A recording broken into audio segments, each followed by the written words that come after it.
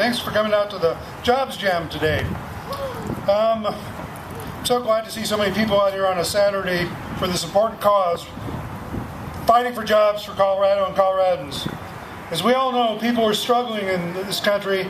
On the national level, we're over 9% unemployment, and on a personal level, I doubt there's a single person here that doesn't know somebody who's not looking for a job.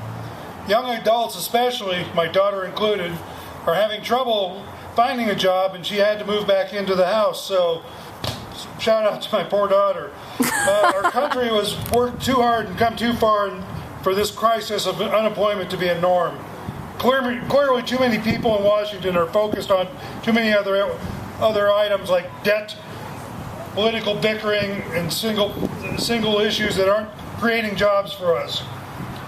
We can stand as one, or we can stand alone. Today we've had a bunch of groups join us here today at this event to talk about the first steps about fixing the economy and the problems in this state. Around the park are people from many organizations whose goal is to make life better in this state, to create jobs so we and our economy can get back on our feet a lot sooner. Some of the groups that have joined us today are focused on certain creative solutions to the problems. Others are finding ideas that have worked in other places and bringing them here. So I encourage you to walk around and visit with all these folks. And I'm sure you're here to hear from elected officials who will be speaking here today. We need to focus our commitment to ourselves and to our future, and to invest in the infrastructure in the years to come, in education, and in reform on Wall Street, and get our resources back to Main Street.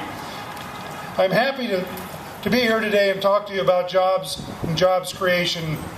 It is a fallacy that we have to stand here and have this rally in this park over jobs when so many of us are suffering out there, that we need to start telling people in Washington, D.C. and our local officials that we need the jobs, and we need them now, and we need them bad. The unemployment is fine, but I've got brothers and sisters in my own local union that have run out of unemployment and are doing this and that, just trying to scrape and make ends meet. So with that being said, I'm going to introduce you a real good friend of mine, Arturo Kneich, who is the school board member from here in District 5, School Board District 5. And he's going to talk to you a little bit about jobs and creation of jobs and how it relates to the economy and to working families in his district. So with that, my good friend Arturo Kneich. Muchísimas gracias. Buenas tardes a todos. Gracias por venir. Good afternoon. Thank you, everybody, for coming. My name is Arturo Jimenez, and I do represent this area, Glowville, Lyria, Swansea, downtown, Baker, all of the Lower West Side. And I'm a representative, one of the 7 members on the school board. I'm here because it's so important to make sure that we remind each other how important it is to give good jobs and good benefits to the people who are taking care of our kids, and more importantly, to recognize that those parents, they are parents. They're the parents of the kids in our schools.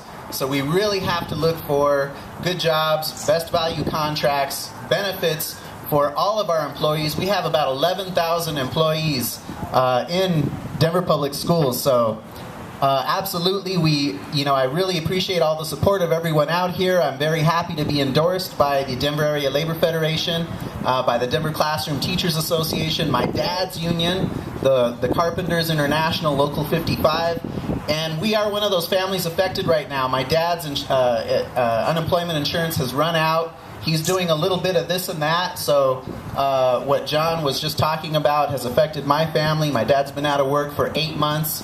The Carpenters Union has not had any jobs to send him to for a very long time now, and so it's been very difficult. My own family is very much affected by this, and I know as I was growing up and going to public school, that the benefits that he received through the carpenters, and before that through the laborers, and before that through the tile setters, paid for braces so that I could go to school and be healthy, and paid for our health care, paid for so many things that help take care of me. Now that I'm a public official, now that I'm on a policy-making board, I want to ensure that good jobs are available to everyone.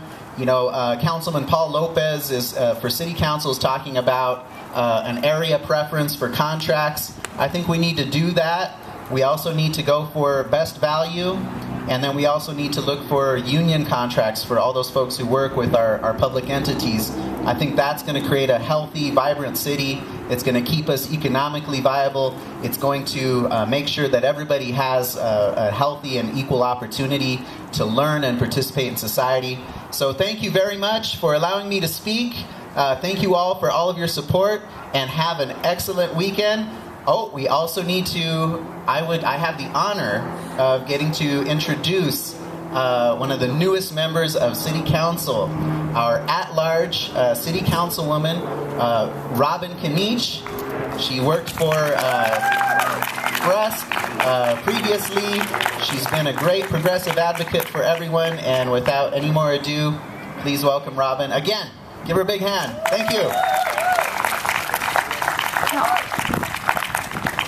Good afternoon. Good afternoon. Oh, no. Good afternoon. Good afternoon. If you're not guarding papers up there, you need to move forward. All right? The smaller we are, the mightier we must be, correct? Sorry, I can't leave a mic sitting still. So, we're here today on a rainy afternoon, and I'm creating feedback by moving the mic. I'm sorry, artists. We're here today on a rainy afternoon, but we shouldn't let that bother us, because just like the rain coming from the sky is essential for life, it puts food on our tables, so too does work, right? Those of us who can work have to work to put food on our tables, and we put food on the tables of our young children and our elderly when they can't work. It is what makes the world go round, just like the rain falling from the sky. It's that important. And every single level of government has something to do. So I'm your at-large city council person in Denver. Do you live in Denver? Raise your hand. I want to see.